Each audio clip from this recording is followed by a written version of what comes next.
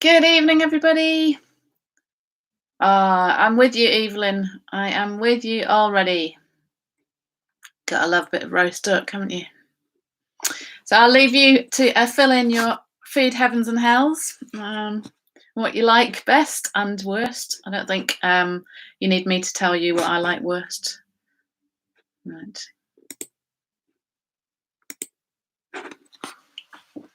There we go. That should be better.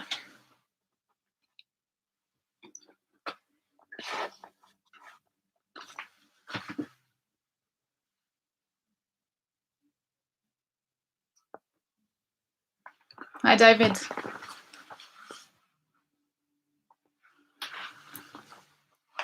You can hear all the clapping and music out in the street, and in Salisbury Street there's this giant puppet thing. It's like bigger than life size, and it wanders up and down Salisbury Street. I'm not quite sure how that works because I've only seen it on Facebook, not in real, because I'm always with you.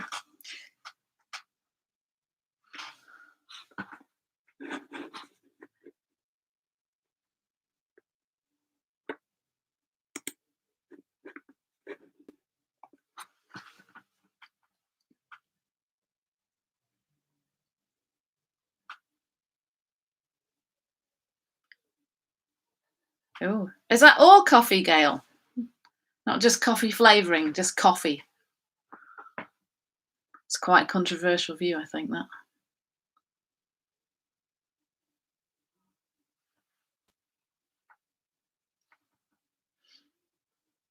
Hi, Claire.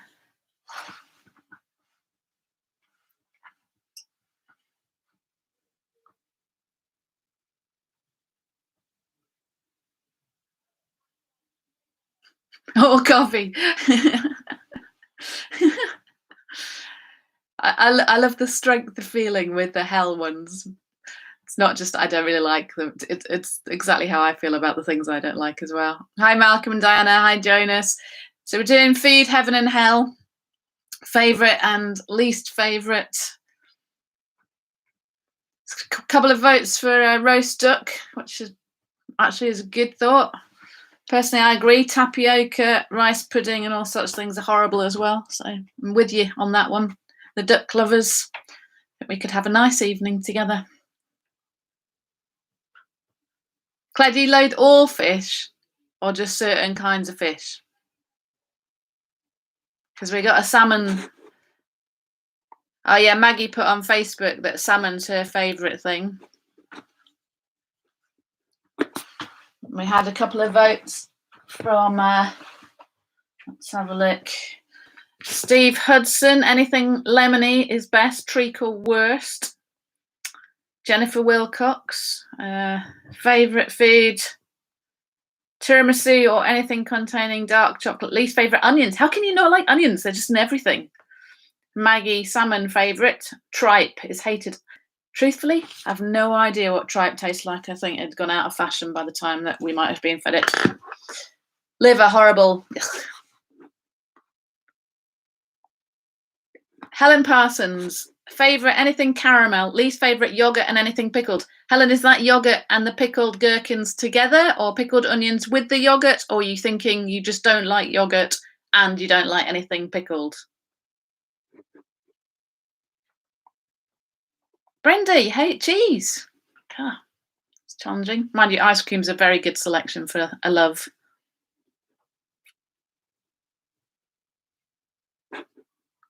Marilyn, I'm with you. I love fish as well. All kinds of fish in all sorts of types of forms. Claire doesn't like any fish. Claire, is that like not even fish and chips? That's kind of sad.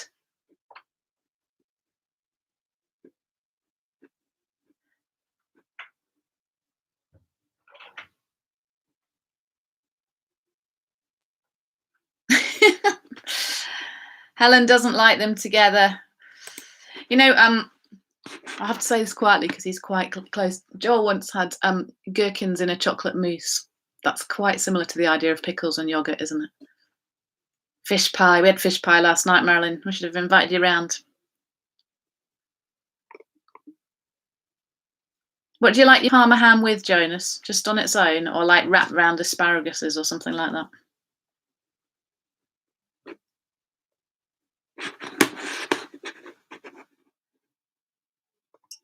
Don't think Peter Smith's a cheese person either, Brenda, from what I can remember.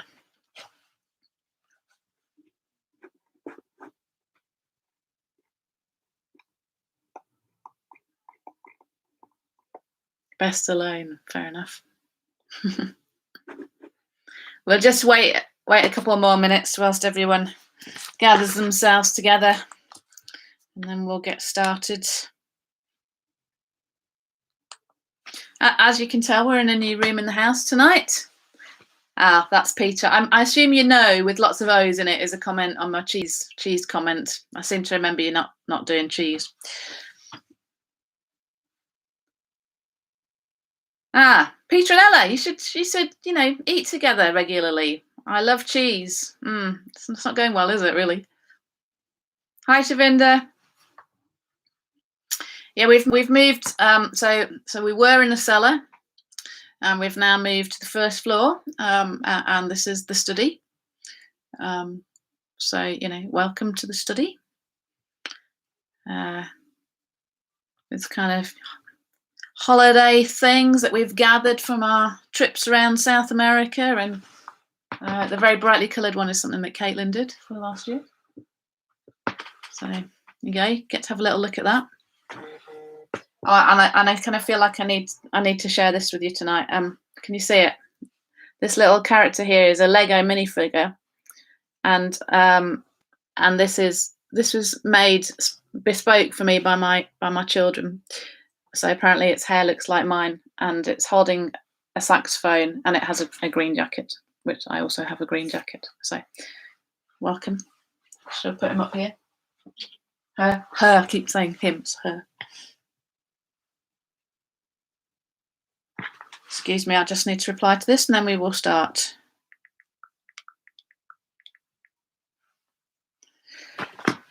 Cool. Right. So good evening, everybody, and welcome to our trip through Numbers again.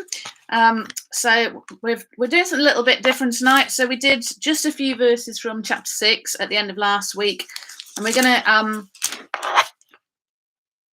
I love you, Helen Parsons. For those of you who can't see the chat, she says, in a restaurant in France, I once ordered a whole jar of gherkins by mistake. I think that's wonderful. That would go really well in our house, by the way. So if you're ever out with us, we don't mind. So we're going to jump a few chapters. So chapter 7, it talks about the offerings made at the dedication of the temple. And you're welcome to read about that. Yeah, can't open the page. So that goes on for quite a long time, as all the tribal groups come one at a time to do that. So it takes them quite a while. And then they set up the lamps, and then they set apart the Levites. And it's got this wonderful concept in this chapter 8 we are in here. It says, you're to bring the Levites before the Lord, and the Israelites are to lay their hands on them. Aaron is to present the Levites before the Lord as a wave offering from the Israelites. I don't know whether we're talking like this kind of sea waves or hello. I don't really have a good, strong concept of what a wave offering is, but the Levites were given as a wave offering to the Lord. And that sort of continues. And then in chapter 9, they celebrate the Passover to remind them, of course, of what has happened as they've left Egypt. And at the end of chapter 9, it talks about the cloud being above the tabernacle, and this idea that we've talked about a little bit, which is when the cloud settled on the 10th, they stayed where they were, and when the cloud lifted, they moved off. So in verse 23, it says, at the Lord's command they encamped, and at the Lord's command they set out. And then they have some silver trumpets. And Bernard, this reminded me of your fire bell. And I also am wondering about maybe getting a silver trumpet from when we're allowed to return to church, to allow people to stop talking so that we can do the notices. So they had a couple of silver trumpets because there was about 2 million people there, which they blasted whenever they needed to get a notice across. And so after all this time camping around Mount Sinai, and we've talked a bit about how they were numbered and how they were set out in a kind of military formation, and they were kind of getting ready, and everything was getting prepared, and they understood the purity that was required amongst the people of God and in the camp. After all that's gone on, we pretty much find that we're ready to leave Sinai. So chapter 10 and verse 11. On the 20th day of the second month of the second year, the cloud lifted from above the tabernacle of the testimony. Then the Israelites set out from the desert of Sinai and travelled from place to place until the cloud came to rest in the desert of Paran. And then there's some more stuff about how they were organised. But we're actually mainly going to look at chapter 11 tonight, which really is the beginning of the second section of the book of Numbers. So chapters 1 to 10 is really the first section, and chapter 11 is really the commencement of the second section. And up until the end of chapter 10, broadly speaking, things are going really quite well. They're settled, they're camped, they're listening to Moses, they're doing the right thing, and all is pretty good, really. But chapter 11, bad things start happening, and as many of you already know, what should have been a kind of 11-day journey ends up with a 40-year wandering in the wilderness. And that's something that I think we'll probably end up talking about again, when God's plan is for a short journey, but actually disobedience of various sorts leads us to a long journey. And they start to, in this period of time, there's kind of spiritual decline, and they become destructive and are destroyed. And you'll remember we started out at the beginning saying that there were 600,000 fighting men and then everybody else. And out of that, you'll know that only 2 of them, Joshua and Caleb, made it into the promised land. And that's obviously quite a shocking warning to us, isn't it? So if you've got a Bible, and I hope you have, turn to chapter 11, and we're going to read some of this story together this evening. You might even read all of it because it's a good story. Now the people complained about their hardships in the hearing of the Lord, and when he heard them, his anger was aroused. Then fire from the Lord burned among them and consumed some of the outskirts of the camp. When the people cried out to Moses, he prayed to the Lord, and the fire died down. So that place was called Taberah, because fire from the Lord had burned among them. The rabble with them began to crave other food, and again the Israelites started wailing and said, "If only we had meat to eat. We remember the fish we ate in Egypt at no cost." Claire Cole, you'd have been happy to have left, wouldn't you?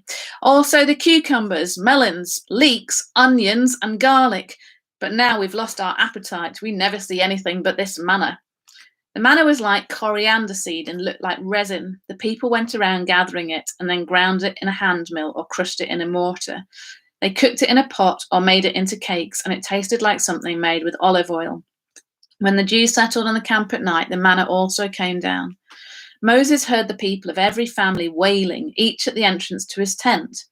The Lord became exceedingly angry, and Moses was troubled. He asked the Lord, "Why have you brought this trouble on your servant? What have I done to displease you, that you put the burden of all these people on me? Did I conceive all these people? Did I give them birth? Why do you tell me to carry them in my arms as a nurse carries an infant to the land you promised on oath to their forefathers? Where can I get meat for all these people? They keep wailing to me, 'Give us meat to eat.' I cannot carry all these people by myself. The burden is too heavy for me. If this is how you're going to treat me, put me to death right now, if I found favor in your eyes, and do not let me face my own ruin." The Lord said to Moses, "Bring me 70 of Israel's elders who are known to you as leaders and officials among the people. Make them come to the tent of meeting, that they may stand there with you. I will come down and speak with you there, and I will take of the spirit that is on you and put the spirit on them. They will help you carry the burden of the people, so that you will not have to carry it alone. Tell the people, consecrate yourselves in preparation for tomorrow, when you will eat meat. The Lord heard you when you wailed, 'If only we had meat to eat. We were better off in Egypt.' Now the Lord will give you meat, and you will eat it. You will not eat it for just 1 day or 2 days or 5, 10, or 20 days, but for a whole month, until it comes out of your nostrils and you loathe it, because you have rejected the Lord who is among you and have wailed before him, saying, 'Why did we ever leave Egypt?' But Moses said, Here I am among 600,000 men on foot, and you say, I will give them meat to eat for a whole month. Would they have enough if flocks and herds were slaughtered for them? Would they have enough if all the fish in the sea were caught for them? The Lord answered Moses, Is the Lord's arm too short? You will now see whether or not what I say will come true for you. So Moses went out and told the people what the Lord had said. He brought together 70 of their elders and made them stand around the tent. Then the Lord came down in the cloud and spoke with him. And he took of the spirit that was on him and put the spirit on the 70 elders. When the spirit rested on them, they prophesied, but they did not do so again. However, 2 men whose names were Eldad and Medad had remained in the camp. They were listed among the elders, but did not go out to the tent. Yet the spirit also rested on them, and they prophesied in the camp. A young man ran and told Moses, Eldad and Medad are prophesying in the camp. Joshua, son of Nun, who had been Moses' assistant since youth, spoke up and said, Moses, my Lord, stop them. But Moses replied, Are you jealous for my sake? I wish that all of the Lord's people were prophets and that the Lord would put his spirit on them. Then Moses and the elders of Israel returned to the camp. Now a wind went out from the Lord and drove quail in from the sea. It brought them down all around the camp to about 3 feet above the ground, as far as a day's walk in any direction. All that day and night and all the next day, the people went out and gathered quail. No one gathered less than 10 homers. Then they spread them out all around the camp. But while the meat was still between their teeth and before it could be consumed, the anger of the Lord burned against the people, and he struck them with a severe plague. Therefore, the place was named Kibroth Hattaavah, because there they buried the people who had craved other food. Right. Wow. Well, that's a story and a half, isn't it? So we're just going to have a bit of a look at some of it, not all of it really, this evening. In 1776, I nearly said 1976, 1776, 1780, the British Navy sent 175,993 fighting men to battle the Americans in the War of Independence. And the primary cause of death was not shipwreck, not battle, wasn't the ships going on fire or anything like that. The leading cause of death was disease. And the main diseases were typhus and scurvy. And so actually only 1,243 of those soldiers were killed in action, and 18,545 died of disease. And that's quite a striking thing, isn't it? Because actually there's a surprising leading cause of death here in this passage as well, really. And they're walking through the wilderness. It's not easy. It's not comfortable. They don't have all the provisions that we can have now, getting everything from North Face or Mountain Warehouse or whatever. And they couldn't take much with them, really, because they were slaves escaping from Egypt. And so you would have thought that the main cause of death might have been hunger or thirst or exposure. But actually, both in Numbers 11 and in some of the following stories, we see that the biggest killer, the most deadly disease of all for the people of God, was grumbling. Grumbling, plain old grumbling. It was grumbling that in the end kept them from reaching the promised land. And that's kind of a bit challenging, isn't it? Because some of the other things we would find easier to say, well, I'm not really like that. But actually, grumbling is a little bit of a national pastime, isn't it? I don't know if we're fractionally better at it at the moment. But, you know, you only need to get on a train, you know, in the olden days when we were allowed to do that, get in a train or a bus. And inevitably you hear people around you grumbling about this and that and the other. And up here in Yorkshire, we grumble about the weather a lot, don't we? We grumble that it rains. And then it gets like really sunny and warm, and then people start grumbling that it's too hot. We are pretty good at grumbling. So here's a little bit of a challenging question. What do you think that you grumble about most easily? Now, there may be things that you don't want to write on the chat, but what kind of things do you find yourself grumbling about? I shall start. I think one of the things I grumble about most is when I come in from a meeting, which obviously I don't do at the moment, and the kitchen's still in exactly the same state it was when I left for the meeting. There's plates everywhere and things are unwashed up and nothing's been put in the dishwasher. And I have to say that that's probably one of the things that just kind of rattles me and I grumble about. So, what about you? I'm going to be quiet for a moment and let you think of some things before we carry on.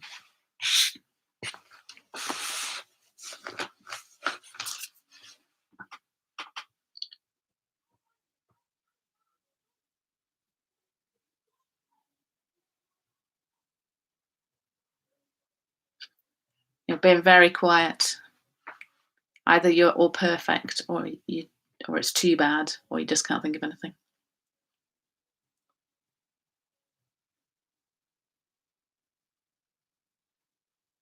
I don't like being cold either. I think that's another thing that I grumble about. Slugs eating your emerging plants, Evelyn.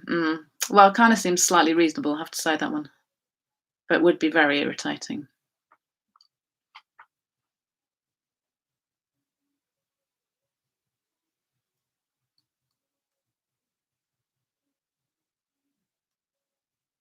Jonas is making a list. Yeah, Marilyn's saying that she used to grumble about the same as me when her kids were at home. Cats. See, love it. Grumbles about cats. So ours aren't anywhere close.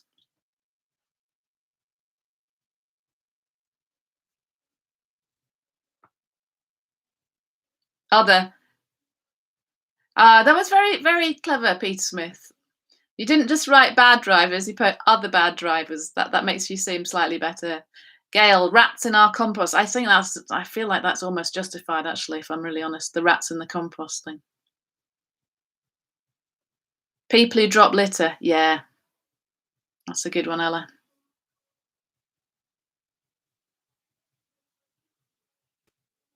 I mean, we've done a whole lot of grumbling in our nation, haven't we, over the whole kind of Brexit thing. Do you remember that? That's what we used to talk about in the olden days. We grumbled a lot about that, don't we? Helen Parsons, phone calls in the middle of the Archers. Tell me when the Archers is on again so I can prepare myself to give you a phone call. Claire grumbles about spitting. That seems kind of reasonable as well, I think. I was listening to a podcast earlier on today that had absolutely nothing to do with anything that we're talking about tonight. And the guy who was doing the podcast, who's a guy called Jim McNeish. Thanks, Helen. That's helpful to know. And yeah, don't like waste or mess. That's fair enough as well. And he told the story of a monk.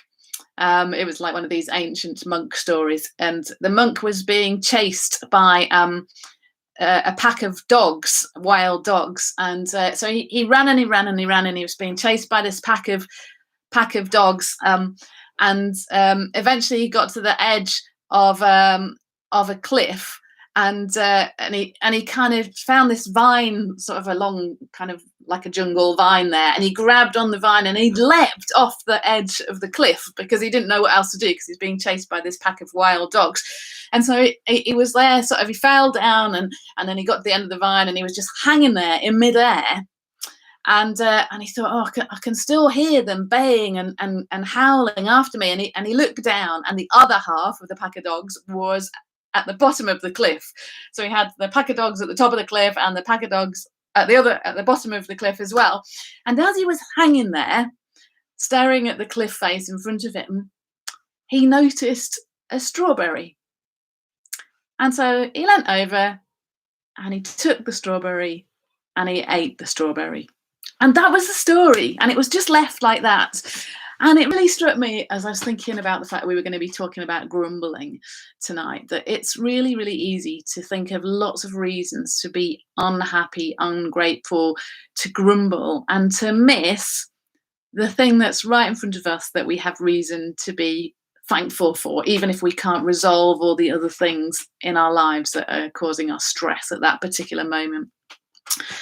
And in this story, from right at the beginning, really, it helps us to understand that grumbling reveals something quite profound in our hearts, and that's a faithlessness in our hearts towards God. And so they start off grumbling in a general way. Verse 1, they complained about their hardships. They did it in the hearing of the Lord. I find it interesting that that's put in because we kind of believe, don't we, that that God hears everything, but we choose to forget that he hears everything. And in this passage, it just reminds us that this grumbling was in the hearing of the Lord, that he actually does hear all of our grumbling and moaning and complaining about things. And then in verse, so that's a kind of a general grumbling. And then verse 4-6, it starts to go on about the food, doesn't it? Says the rabble with them began to crave other food, and again the Israelites started wailing, said, if only we had meat to eat. And it just makes you laugh, this, isn't it? We remember the fish we ate in Egypt at no cost, also the cucumbers, melons, leeks, onions, and garlic. Well, I like all of those things, but I'm not sure they would be always top of my list if I was grumbling about food.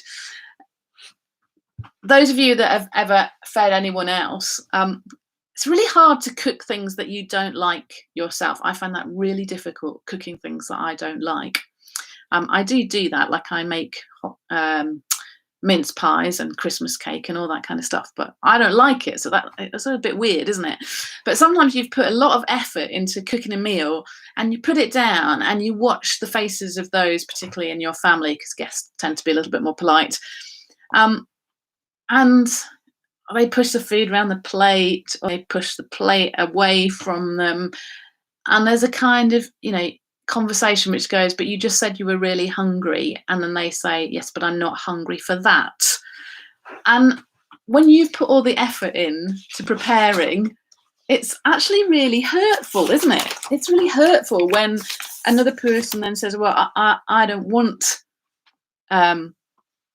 what you've made for me.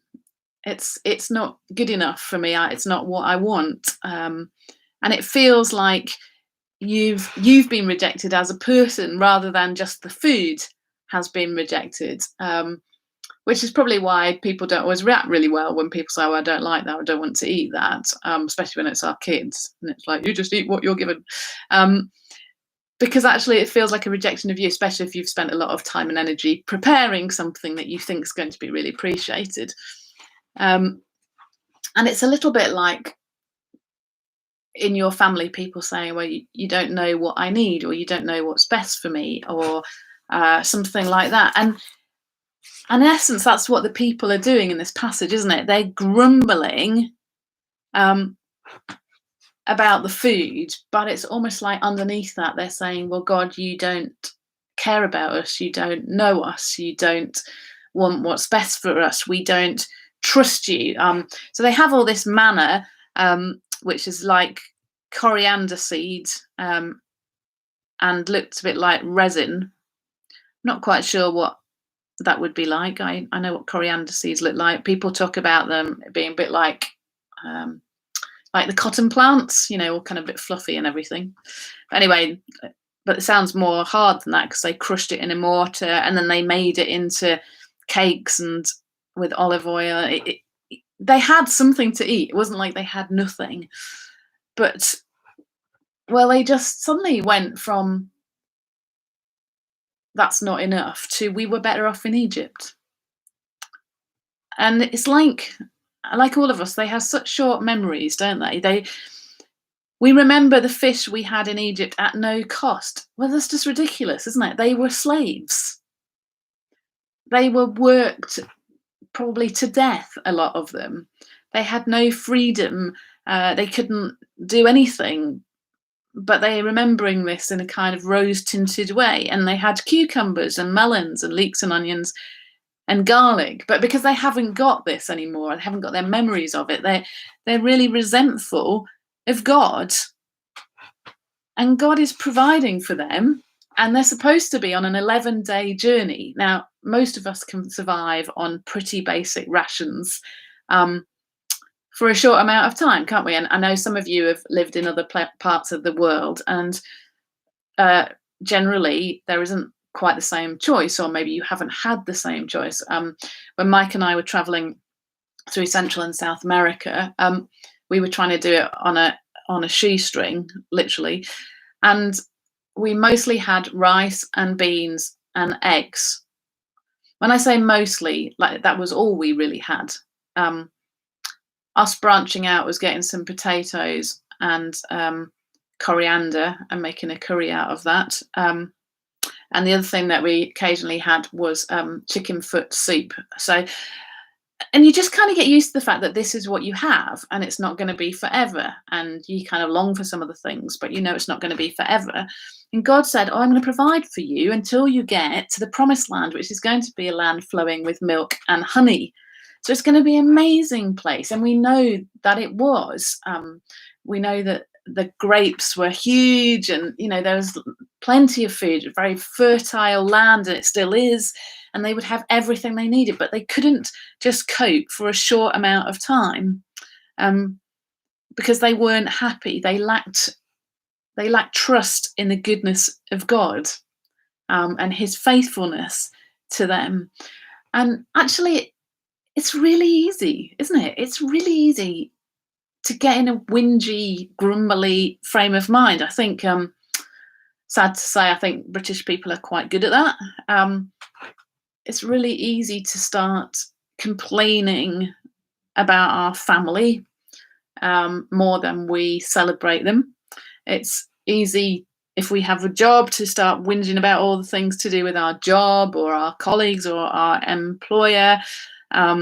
We can start complaining and grumbling about the things in our house or our street or our neighbourhood that we don't like. And it's too easy to do that, isn't it? And you just get on this kind of negative spiral. And once you've started on that grumbling thing, you just get on the negative spiral. And it's basically, if we're a follower of Jesus, if we've given our lives to him, grumbling is a kind of place of unbelief, isn't it? Because it's actually saying, I'm grumbling about God and his provision for me. We are not God and we don't know best, but we tend to think that we do. And when we've been in that place, we just kind of need to really take a step towards God and say that actually we're sorry for not trusting in his goodness. So just in a moment, I wonder if perhaps we could think whether we've been grumbling about anything lately. I wonder if any of our words and thoughts, maybe written communications, have sounded much more like grumbling than they have about gratefulness for the faithfulness of God towards us and his goodness towards us. Because actually, if that's where we are, then perhaps just even in a moment, we just need to say that we're sorry to God for that, and not think that it's okay because grumbling is not like a major big deal. Because when we read the story of the people of Israel, we realize that grumbling is a huge deal, and it really separated them from God and his goodness towards them. So I'm just going to breathe and leave you a minute just to reflect on that, and then we will move on.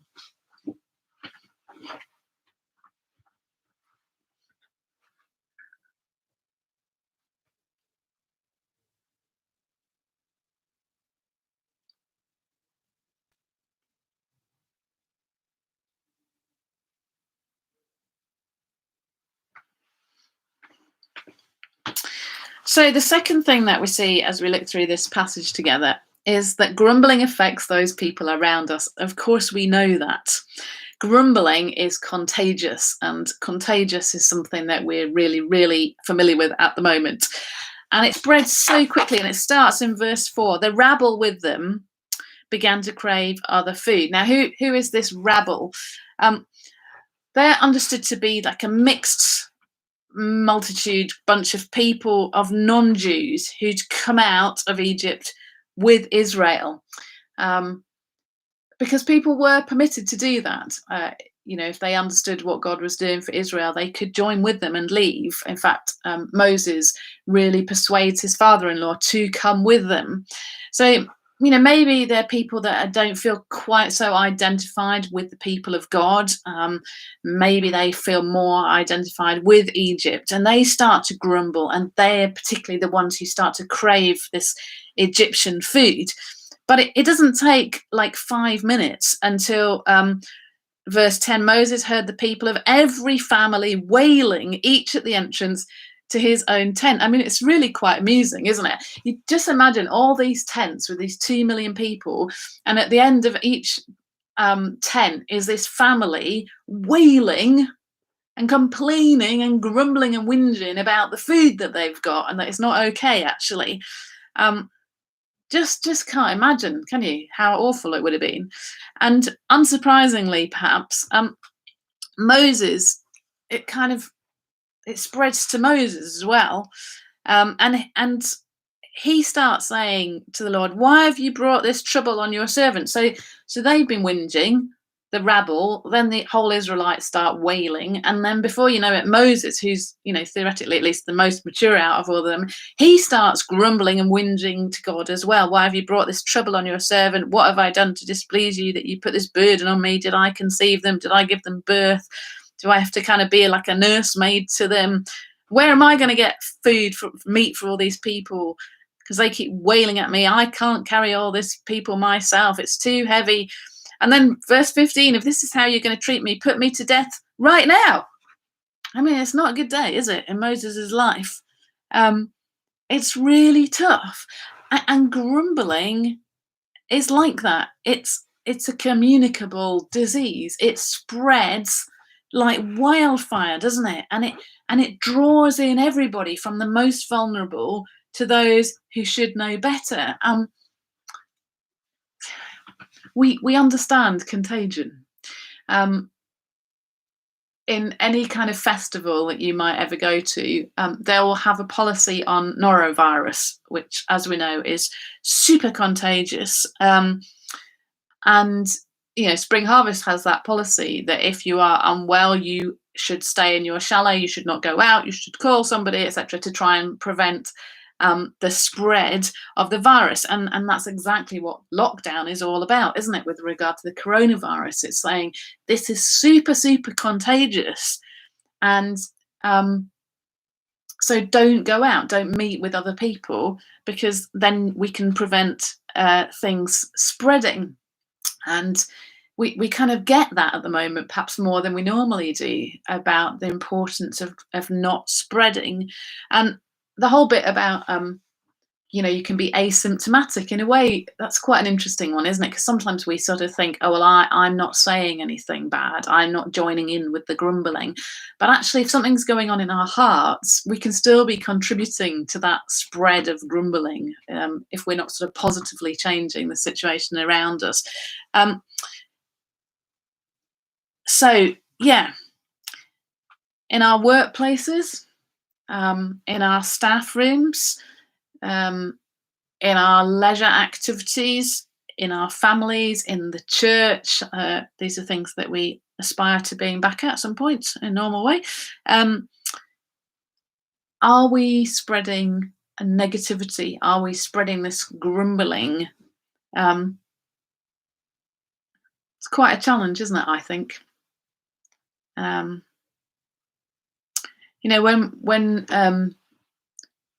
When we know that we need to avoid contagion,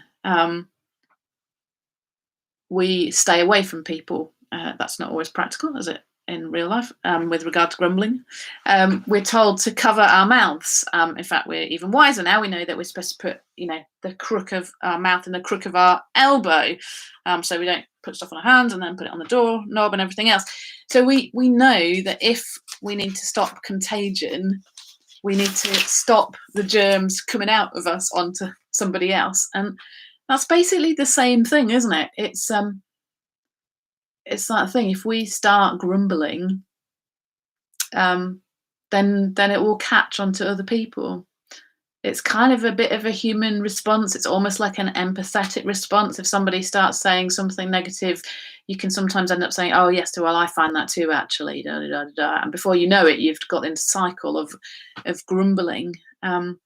Actually, many of you will remember Zippy from Rainbow. I sometimes think that it would have been good if we'd been fitted with a zip on occasion, and we could sort of know what frame of mind we were in and zip our mouths up so that we didn't sort of fall so easily into this kind of trap of being negative and grumbling. Claire is asking, is this why He didn't go into the promised land. Moses, I'm assuming you're talking to. There's obviously a pattern of this grumbling that happens throughout their journey. They didn't seem to learn from this particular experience that grumbling was a bad idea. Moses didn't go into the promised land partly because of this, but not so much. He struck the rock, didn't he, with his staff when God just told him to speak to the rock. But it may have been a whole kind of combination of things. I know he grumbled to God. I mean, that's better than grumbling to everyone else, isn't it? I think there is a time for saying to God the things that we need to say to him.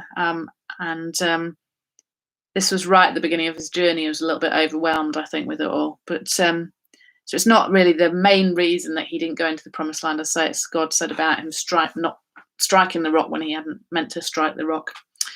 But there is this definite sense of contagion amongst the people of God. And, that's still so true for us, isn't it? Grumbling can destroy workplace environments. It can destroy small groups. It can destroy worship teams. And it can destroy neighbourhoods. It can become this sort of real...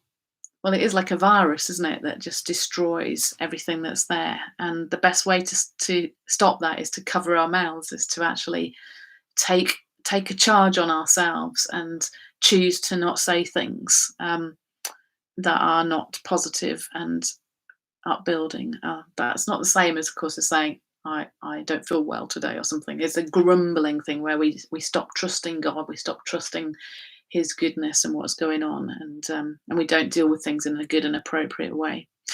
And so as we go through the rest of this passage, we realize that grumbling people need grace, and some of these grumbling people receive grace and some of them don't. So with Moses, he responded to the people's grumbling with more grumbling. But in just at the end of verse 15, he says, if I have found favor in your eyes, and do not let my... Okay, let me start again. If this is how you're going to treat me, put me to death right now. If I found favor in your eyes, and do not let me face my own ruin.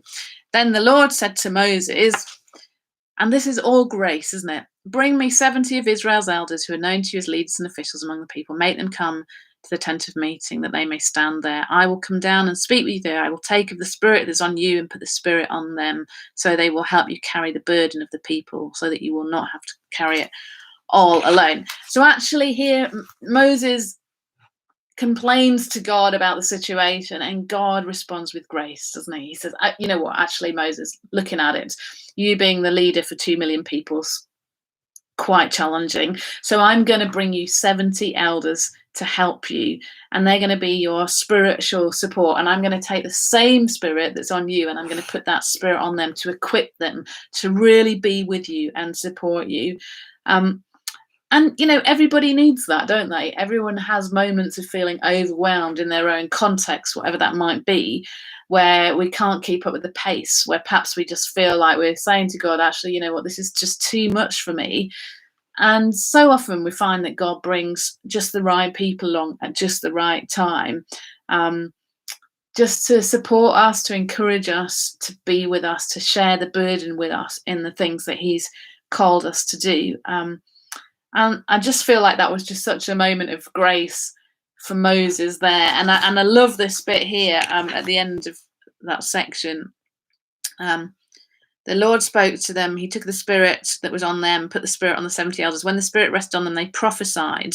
Because there's these little moments, aren't there, in the Old Testament where you just see that the Spirit of God is active and on the move and working. And it's not quite what we see beyond Pentecost, but you just see this really powerful moments of the Holy Spirit at work. And it was so powerful that the 70 elders prophesied, but then the 2 named elders who weren't even in the meeting, they started prophesying as well. And that's like something that we need to be praying for, isn't it? That the Holy Spirit would be working with people in a unusual and unconfined ways, that we don't need to always be in a meeting for the Holy Spirit to be at work, falling on people and allowing them to use the gifts that he gives. And maybe we should expect a bit more of that God would do amazing things, and that would be a real spiritual awakening and revival as we seek God, and he pours out his grace at this really challenging and different time in our lives. But God responds to Moses' cries with grace on this occasion. But some of them get judgment. And it comes in the form of what they're asking for. And they're desperate for meat. They say, we want to have meat. We're not okay with this whole vegetarian, vegan thing. We want to have meat. And their judgment comes in the form of what they were asking for, which was quail. And quail are just, little brown flying birds. They've not got a huge amount to kind of commend them in what they look like, but you can eat them, and like a bit like chicken, I suppose. And God provides this for them. Moses again is saying to God, and we're so easily faithless, aren't we? So Moses says, well, how are you going to do this then? And God says, well, I'm going to give them meat, and they're going to have it not just for 1 day or 2 days or 5, 10 or 20, is really laying it on here, but for a whole month. And Moses just immediately says, well, how are you going to do that? It's a bit like Jesus with a crowd of the 5,000 men and all the women and children. And he's like, it's fine, we'll feed them. And the disciples go, well, how are you going to do that? And I don't know how you're feeling at the moment about provisions of varying descriptions. And it's like, well, yeah, the Lord is our provider and he's faithful. And then something within you goes, well, how are you going to do that? And that's exactly what Moses says. He said, I've got all these people and you're going to give them enough meat to eat for a whole month. It's like, well, even if we slaughtered all the flocks and herds, we wouldn't have enough. And even if all the fish in the sea were caught, we still wouldn't have enough. And God sort of, he grabs Moses a little bit, doesn't he? He says, are you saying that my arm is too short? Are you saying that I can't do this? And it's really easy, isn't it, to be that same person who says, I don't know how you're going to do this. And actually what we're saying is, God, you're not powerful enough to do this. You can't fulfill the promises that you've made, because I can't see how you're going to do that. And in all my human reckoning, when I look at the flocks and the herds and the fish in the sea, it doesn't add up. It doesn't stack up. And I don't know how you're going to do that. So therefore, I'm not sure I can believe you. And that's when we get back into the cycle of grumbling again, isn't it? But God has said he is going to do that. And he says, and this is just gruesome, isn't it? I'm going to give you this for a whole month, and it comes out of your nostrils, and you loathe it, because you've rejected the Lord who is among you and have wailed before him, saying, why did we ever leave Egypt? And if we think that grumbling and complaining isn't that serious, then we do need to read this passage. And it just sounds horrible, doesn't it? I don't know how many of you ever watched the documentary called Super Size Me, and it was looking at the feed industry in America particularly, but especially McDonald's.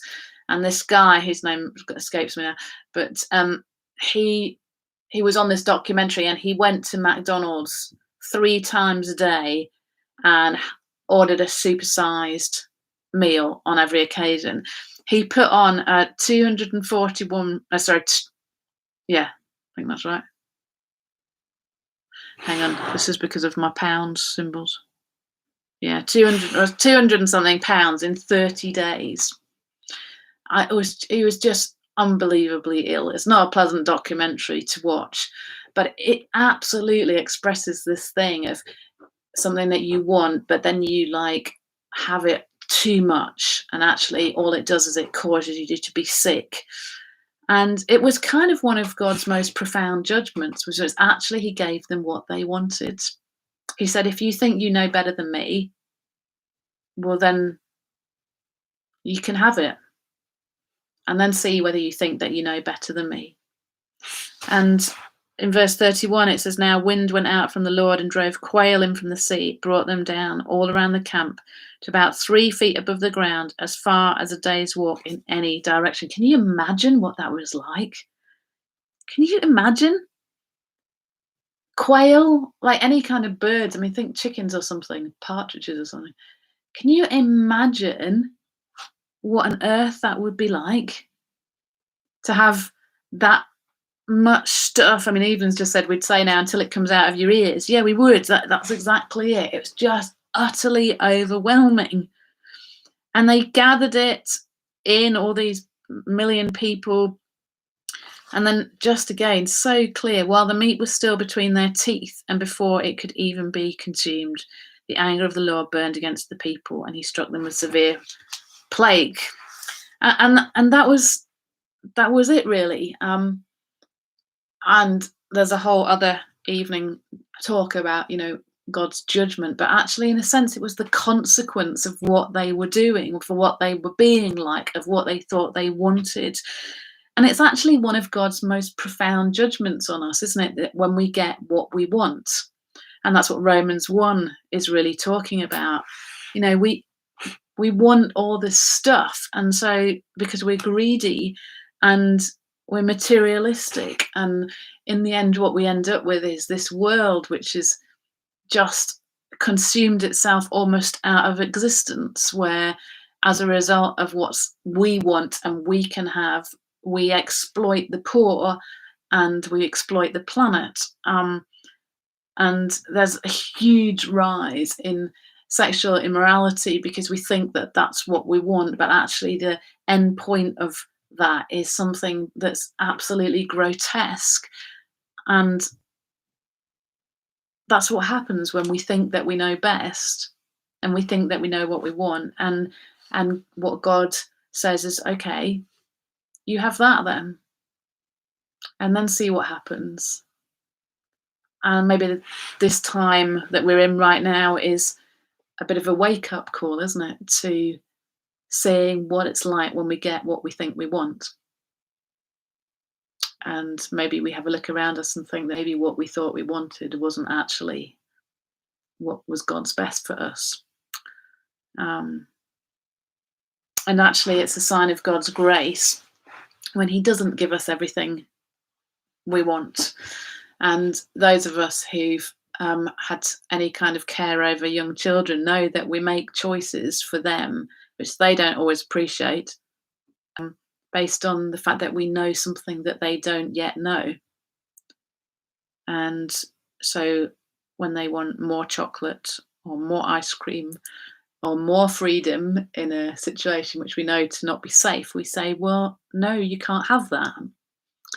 And it's not a statement of harshness or meanness. It's a statement made out of love and kindness. And we tolerate the grumbling because we know that actually in the end it will be the best choice and the best decision.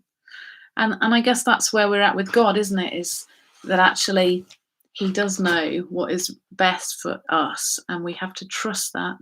And in this passage, and we're just going to wrap up with this really, they're struck with this plague, and many of them died. And we see that in other chapters as well through the story of the people in the wilderness.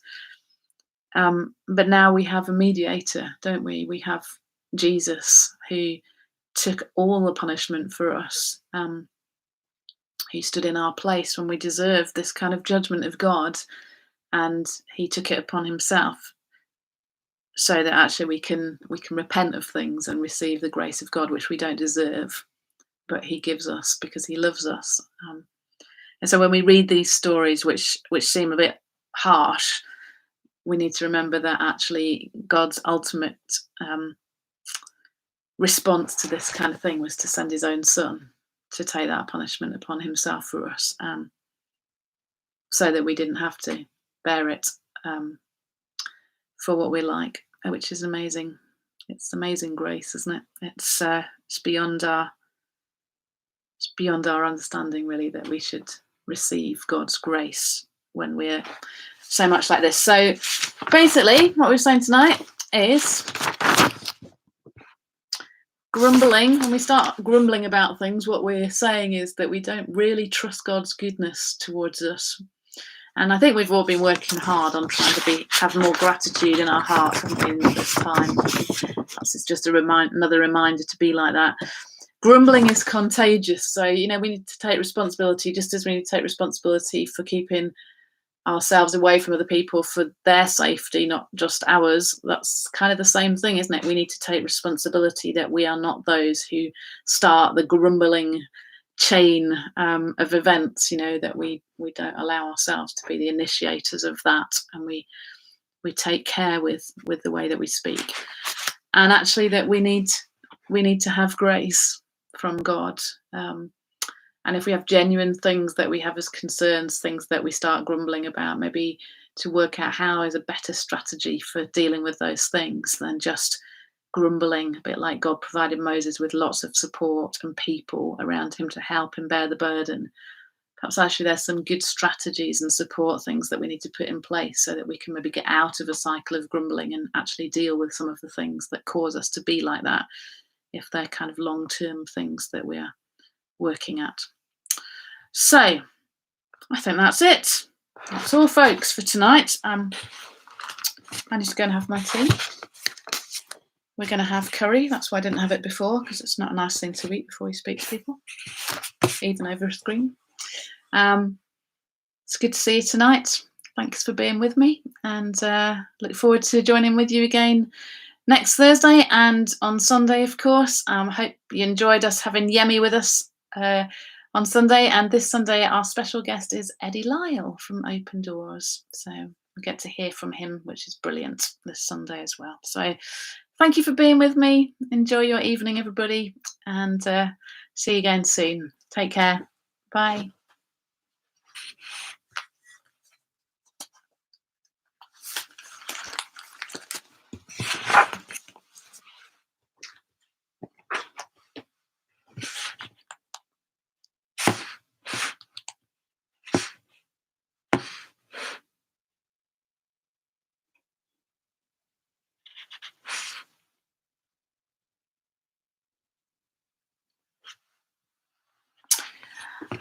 Those of you who are still there, can I just say this?